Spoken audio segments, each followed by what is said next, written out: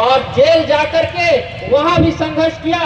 और भारतीय जनता पार्टी के आपके संघर्षों के कारण ही आज प्रदेश में भारतीय जनता पार्टी की सरकार स्थापित हुई है। ऐसे सत्ता के लिए, सत्ता प्राप्ति में आपका अहम योगदान, आप जैसे अहम कार्यकर्ता आज हमारे बीच में हम सबको मार्गदर्शन करने के लिए उपस्थित हुए हैं। मैं आपको सादर आमंत्रित करता हूँ।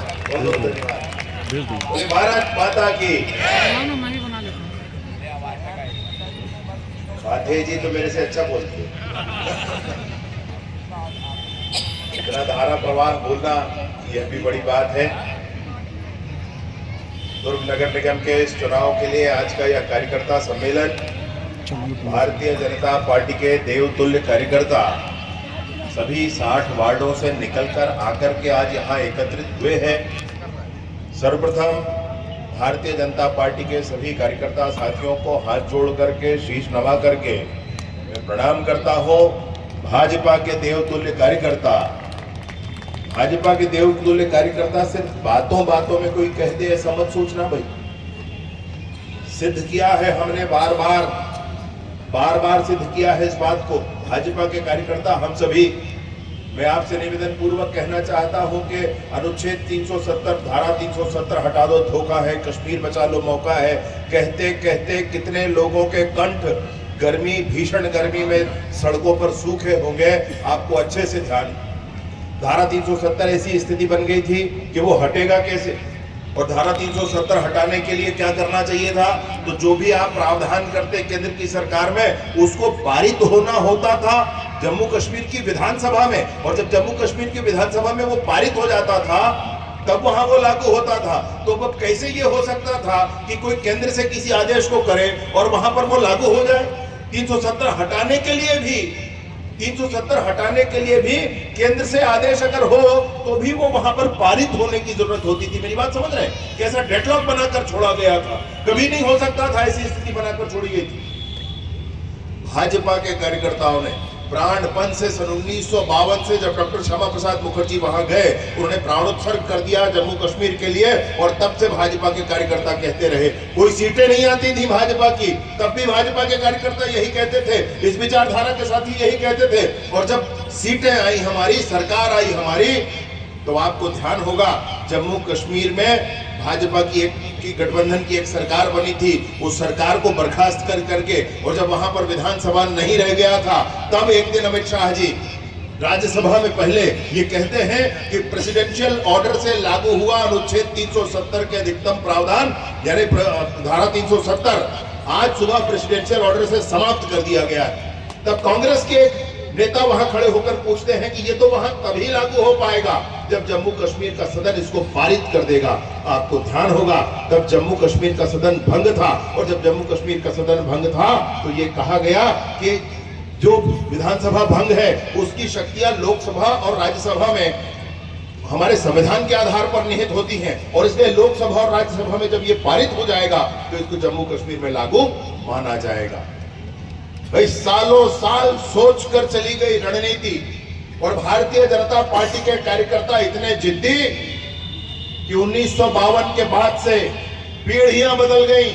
वो जो कार्यकर्ता उस समय काम करते थे वो नहीं रहे, पीढ़ियां बदल गई, कार्यकर्ताओं की पीढ़ियां बदल गई, लेकिन भाजपा के कार्यकर्ताओं का संकल्प नहीं बदला। 370 हट कर रहा, ये भाजपा के कार्यकर्ताओं का संकल्प है, और इसलिए भाजपा के कार्यकर्ता देवतुल्य कार्यकर्ता है।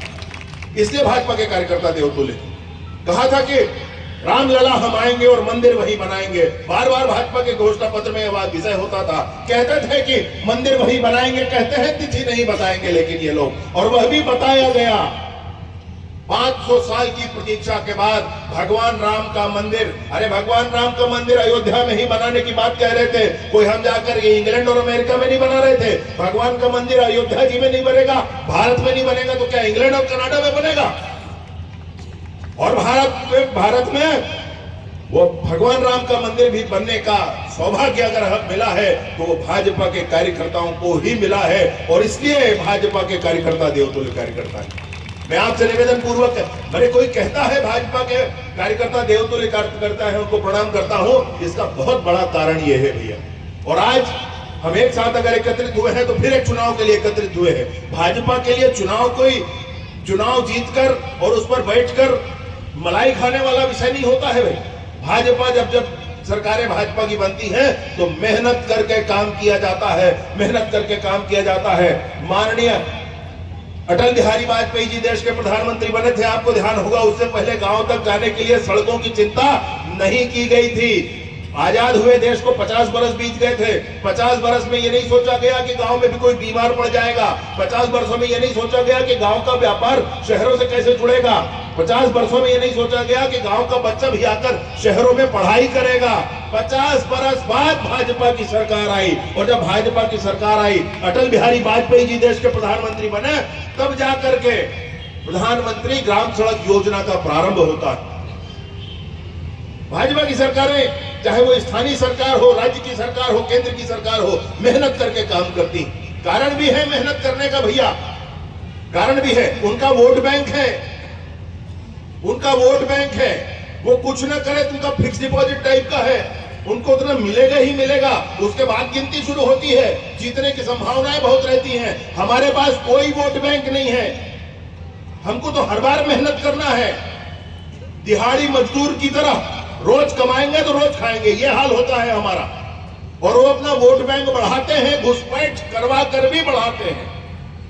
वो घुसपैठ चाहे बांग्लादेश के माध्यम से हो, वो घुसपैठ चाहे पश्चिम बंगाल में हो, झारखंड में हो, या फिर वही लोग बैठ करके फिर आगे पूरे भारतवर्ष में घूमते रह जाए, अंदर घुसते रह जाए। ये घुसपैठ करवा करके भी अपना वोट बैंक बढ़ाते हैं। इसे गुरेज नहीं करते हैं जो लोग, उनका वोट बैंक है भाई, और इसलिए उनके लिए चुनाव सरल है, उनके लिए राजनीति सरल है। भाजपा के लिए राजनीति कठिन है, और भाजपा के कार्यकर्ता इस जिद में काम करते हैं कि हम देश को परम वैभव के शिखर तक ले जाकर रहेंगे, कि हम देश को दुनिया का सबसे शक्तिशाली देश बनाकर रहेंगे। इसके लिए हमको गलियों में, घरों में, गांव में काम करना पड़े तो हम सब मिलकर काम करेंगे। कुछ आदमी मंत्री बनते हैं, कुछ संतरी बनते हैं, कुछ बनते हैं, वो छोड़ दीजिए उन बातों को आप। कुल मिलाकर भाजपा जिस लक्ष्य के लिए आगे बढ़ती है, उस लक्ष्य को उस दिशा में आगे बढ़ाने के लिए जो भी है वो भाजपा के कार्यकर्ता है। इसलिए भाजपा के कार्यकर्ता देवतुल्य है। मैंने आते साथ ही सबसे पहले प्रणाम किया देवतुल्य कार्यकर्ताओं को, वो इसीलिए कि हमारे दुर्ग से 60 वार्डों से निकलकर सारे कार्यकर्ता आए हैं, और आज हम सब एक साथ यहाँ बैठे इस निर्णय के लिए, इस संकल्प के लिए कि आने वाले समय में दुर्ग नगर निगम का ये चुनाव भारतीय जनता पार्टी कार्यकर्ताओं की ताकत पर जीत कर आएगी, और दुर्ग नगर निगम में फिर से उन्नति के कार्य सुनिश्चित होंगे। इसलिए हम सब एक साथ बैठे। मैं आपसे निवेदन पूर्वक कहना चाहता